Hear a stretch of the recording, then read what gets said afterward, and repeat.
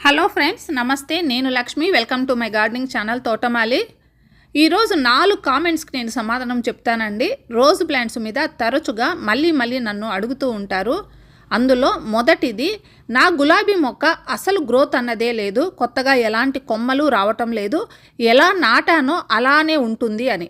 ఇక రెండవది, గ్రోత్ అయితే వస్తుంది కానీ కొన్ని రోజుల తర్వాత కొత్తగా వచ్చిన చిగుర్లన్నీ కూడా ఎండిపోతున్నాయి అని. ఇక మూడవది, కొత్తగా కొమ్మలు వస్తున్నాయి కానీ కొన్ని రోజుల తర్వాత గ్రోత్ నిలిచిపోతుంది, ఆ కొమ్మలన్నీ కూడా బ్లైండ్ షూట్స్గా మారిపోతున్నాయి అని. బ్లైండ్ షూట్స్ అంటే ఆ కొమ్మల్లో పువ్వులు రాకపోవటం, కొమ్మలు పెరుగుతూ ఉంటాయి కానీ అందులో ఎలాంటి పువ్వులు రావు. ఇక నాలుగవది, మా మొక్కల్లో గ్రోత్ చాలా బాగుంది, కొమ్మలు కూడా ఉన్నాయి కానీ ఒక్క పువ్వు కూడా రావటం లేదు అని. ఈ 4 ప్రశ్నలను ఈరోజు వీడియోలో క్లియర్ చేస్తానండి. అసలు ఈ విధంగా ఎందుకు జరుగుతుంది, వీటిల్ని మనం ఏ విధంగా పరిష్కరించుకోవచ్చు అని. వీటితో పాటు ఒక హోమ్మేడ్ ఫర్టిలైజర్ను కూడా చూపిస్తాను. దాన్ని చాలా ఈజీగా ఇంట్లోనే తయారు చేసుకోవచ్చు. దాన్ని 2-3 సార్లు మొక్కకి ఇవ్వటం ద్వారా మొక్కలో కొత్తగా మీరు గ్రోత్ చూడవచ్చు. ఇంకా దీన్ని ఇవ్వటం ద్వారా ఒక కొమ్మ కూడా బ్లైండ్ షూట్గా అనేది మారదు. ఇంకా ఎక్కువగా కొమ్మలు పువ్వులు మీరు మీ మొక్కలో చూడవచ్చు. ఇక మొట్టమొదటి పాయింట్, ఒకవేళ మీ మొక్కల్లో గ్రోత్ లేదు అంటే మీ మొక్క చుట్టూ ఉన్న మట్టిలో కానీ వేర్లలో కానీ ఫంగస్ ఏర్పడి ఉంటుంది. అలాంటి మొక్కకు ఎంత ఎరువులు ఇచ్చినా కూడా మొక్కలో గ్రోత్ అనేది ఉండదు, ఇక పువ్వులు కూడా రావు. దీనికోసం మొట్టమొదటిగా మనము మొక్కకు నీళ్ళు ఇవ్వటం తగ్గించి మట్టిని పొడిగా చేసి మట్టిని ఎండనివ్వండి. ఈ విధంగా చేయటం ద్వారా మట్టి దానంతట అదే చక్కబడుతుంది. ఇంకా దీనితో పాటు ఏదైనా ఫంగిసైడ్ను కానీ ఎప్సమ్ సాల్ట్ను, ఇవి రెండింటిని కలిపి నీళ్ళలో కలిపి మొక్కకు ఇవ్వటం ద్వారా మట్టిలో ఉన్న ఫంగస్ను కూడా అరికట్టవచ్చు. ఎంత పరిమాణం ఇది తీసుకోవాలంటే 1 లీటర్ వాటర్కి 1 టీ స్పూన్ అంత ఫంగిసైడు, 1 లేదా 2 టీ స్పూన్లు అంట ఎప్సమ్ సాల్ట్, ఇవి 2 కూడా బాగా కలిపి మొక్క ఉన్న మట్టిలో వేసేయండి. ఈవినింగ్ టైమ్స్ వేసేయడం ద్వారా దాంట్లో ఉన్న ఫంగస్ అనేది చనిపోతుంది. ప్రతి 15 రోజులకు కానీ 10 రోజులకు ఒకసారి కానీ ఈ విధంగా చేయటం ద్వారా ఫంగిసైడ్ని ఇవ్వటం ద్వారా మొక్కల్లో ఎలాంటి ఫంగస్ అనేది ఏర్పడదు. ఒకవేళ మీ మొక్కల్లో ఎలాంటి ఫంగస్ లేకపోయినా కూడా వారానికి ఒకసారి 10 రోజులకు ఒకసారి ఇవ్వడం ద్వారా ఇంకా ఫ్యూచర్లో కూడా మీ మొక్కకు ఫంగస్ అనేది రాదు. సో రోజెస్ ఉన్న ప్రతి ఒక్కరూ ఫంగిసైడ్ను ఎప్సమ్ సాల్ట్ను కలిపిన వాటర్ని ఇవ్వటం ద్వారా మొక్క గ్రోత్ అనేది చాలా బాగా ఉంటుంది. దీని తరువాత రెండవ పాయింట్, ఈ కామెంట్ను చాలామంది అడుగుతూ ఉంటారండి. మా మొక్కలో కొత్తగా చిగుర్లు చాలానే వస్తున్నాయి కానీ కొన్ని రోజుల తర్వాత ఈ చిగుర్లన్నీ కూడా ఎండిపోతున్నాయి. దీనికి చాలా కారణాలు ఉన్నాయి. అందులో మొదటిది, మట్టిని బాగా ఎండబెట్టేయటం. నీళ్లు ఎక్కువ రోజుల పాటు ఇవ్వకపోవటం వలన కూడా మట్టి అనేది బాగా ఎండిపోతూ ఉంటుంది. ఇది కాకుండా ఇంకొక కారణం, మొక్కకు పోషకాలు అంటే ఎరువులు అనేటివి ఎక్కువగా సడన్గా ఇచ్చేయటం. అంటే మామూలుగా రెగ్యులర్ బేసిస్ మీద ఇవ్వటం వేరు, ఒక్కసారిగా ఎరువులు అనేటివి ఎక్కువగా ఇవ్వటం వలన కూడా ఎరువులు ఎక్కువైపోయి చిగుర్లు మాడిపోతూ ఉంటాయి. ఇవి 2 కాకుండా మూడవ కారణము, ఎండ తీవ్రత ఎక్కువ అవటం. ఈ సమస్య ఎండాకాలంలో ఎక్కువగా ఉంటుంది, చలికాలంలో ఈ సమస్య రాదు. కాకపోతే చలికాలంలో చిగుర్లు మాడిపోవటం అనే సమస్య వస్తే దానికి కారణం ఫంగస్ లేదా క్రిమికీటకాలు. గులాబీ మొక్కలో కొత్తగా చిగుళ్ళు రాగానే కీటకాలు వ్యాపించడం మొదలవుతాయి.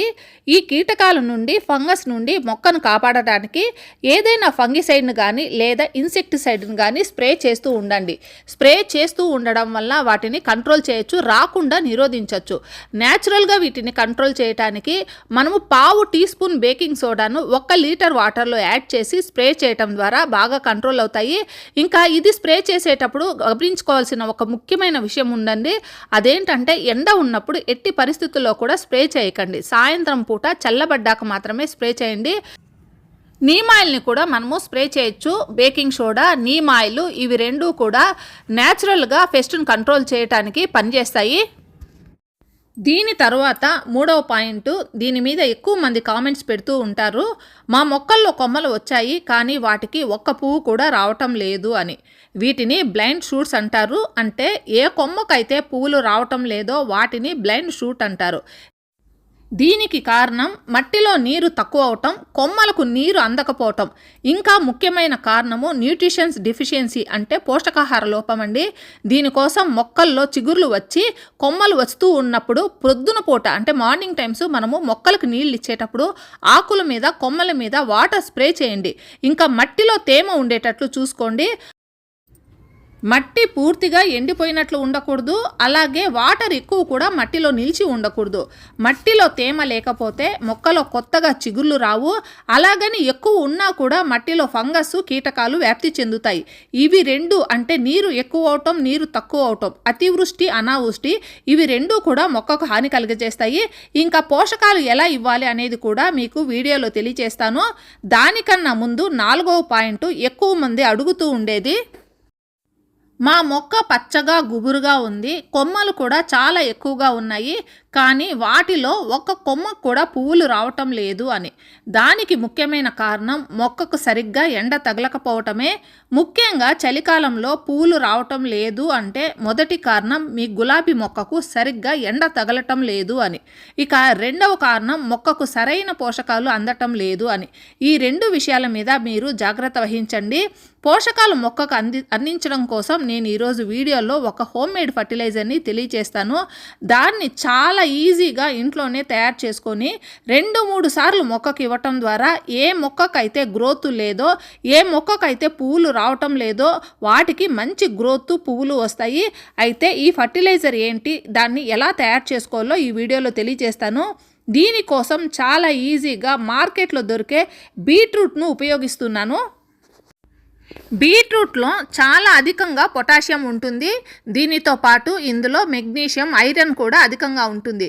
ఇంకా ఫాస్ఫరస్ కూడా అధికంగా ఉంటుంది. మనం బీట్రూట్ జ్యూస్ను డైలీ తీసుకోవటం వల్ల మనకు హిమోగ్లోబిన్ అనేది మన బాడీలో ఎంత చక్కగా ఇంప్రూవ్ అవుతుందో అదేవిధంగా మొక్కలకు కూడా చక్కగా ఉపయోగపడుతుంది. అలాగే దీన్ని చాలా ఈజీగా తయారు చేసుకోవచ్చండి. మనము బీట్రూట్ని తెచ్చుకొని వంట చేసుకునేటప్పుడు వాటి పొట్టుని తీసేస్తాం కదా, ఆ పొట్టును ఒక్కరోజు మనము నీళ్ళల్లో నానబెడితే ఆ పొట్టులో నుంచి మనకు మంచి ఫర్టిలైజర్ వస్తుంది. అలా కాకుండా ఇంకో రకంగా కూడా నేను ఫర్టిలైజర్ తయారు చేసుకోవాలో చూపిస్తాను. మనము వంట చేసుకునేటప్పుడు మనము ముక్కలుగా బీట్రూట్ను కట్ చేసుకుంటాం కదా, అలా కట్ చేసిన ఈ బీట్రూట్ ముక్కలను 1 లేదా 2 గంటల పాటు మనము నీళ్ళల్లో నానబెట్టండి. నీళ్ళల్లో నానబెట్టిన తర్వాత ఫిల్టర్ చేసేసుకొని ఈ వాటర్ను మనము ఉపయోగించవచ్చు. వాటర్ పొయ్యంగానే ఇమీడియట్గా ఎంత చక్కగా కలర్ మారిపోయిందో చూసారా. ఇక 1-2 అవర్స్ ఉంటే చాలా చక్కగా ఇంకా కలర్ వస్తుందండి. మనము 2 అవర్స్ మనము ఇలా నానబెట్టిన తర్వాత ఫిల్టర్ చేసుకొని ఈ వాటర్ను మాత్రం మనం ఉపయోగించుకుంటాము. ఇంకా బీట్రూట్ను మళ్ళీ వంటలో మనము ఉపయోగించుకోవచ్చు. ఇంకా ఈ ఫర్టిలైజర్ను 2 రకాలుగా నేను మొక్కలకి ఇస్తానండి. ఇప్పుడు మనము తయారైన ఫర్టిలైజర్ని సగభాగం నేను బాటిల్లో వేసుకున్నాను, ఇంకా సగభాగం నేను స్ప్రేయర్లో వేసుకుంటున్నాను. ఇలా సగభాగం వేసుకున్న తర్వాత ఇంకా సగభాగము వాటర్ యాడ్ చేసుకుంటాను, అంటే దాన్ని డైల్యూట్ చేసుకుంటాను. ఇలా తయారైన ఫర్టిలైజర్ని 2 రకాలుగా మనం మొక్కలకి ఇస్తామండి. ఒకటేంటంటే ఫర్టిలైజర్ని మట్టిలో కలిపి మొక్కకు వేర్ల ద్వారా అందించడం, ఇంకోటి స్ప్రే చేయటం అనేది ఆకుల మీద, కాండం మీద స్ప్రే చేయటం వల్ల మొక్కకు పోషకాహార లోపం అనేది ఎక్కువగా ఉంటే, అంటే అధికంగా ఉంటే వేర్ల ద్వారా ఇంటేక్ తీసుకోవటం కంటే ఆకుల ద్వారా ఇంటేక్ అంటే పోషకాలను తొందరగా మొక్క గ్రహిస్తుంది. సో ఈ స్ప్రేయర్ అనేది చాలా ఇంపార్టెంట్. కాకపోతే ఈవినింగ్ టైమ్స్లో ఎట్టి పరిస్థితుల్లో స్ప్రే చేయకండి. దానివల్ల సాయంత్రము రాత్రి అయ్యే కొద్ది మొక్కల్లో పెస్ట్ అటాక్ అనేది అవుతుంది. అందువల్ల మార్నింగ్ టైమ్స్ సూర్యోదయంకి ముందే మనము స్ప్రే చేయాలి. వాటరు మొక్కల మీద, ఆకుల మీద స్ప్రే చేసేటప్పుడు లేదా ఏదైనా ఫర్టిలైజర్ స్ప్రే చేయాలన్నా కూడా మార్నింగ్ టైమ్స్లో చేయండి. అలా కాకుండా ఫర్టిలైజర్స్ మనము మట్టిలో ఇచ్చేట్టుగా ఉన్నప్పుడు ఈవినింగ్ టైమ్స్లో ఇవ్వండి. ఈరోజు వీడియోలో రోజ్ ప్లాంట్స్కి సాధారణంగా అడిగే 4 కామెంట్స్కి అయితే నేను సమాధానం చెప్పానండి.